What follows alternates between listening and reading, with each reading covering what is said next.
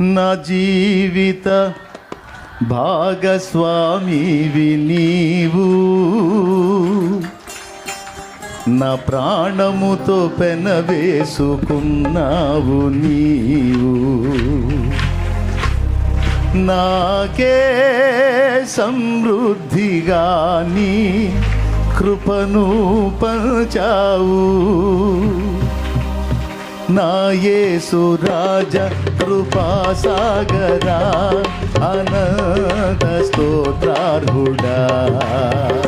నాకే సమృద్ధిగా నీ కృపను పంచావు.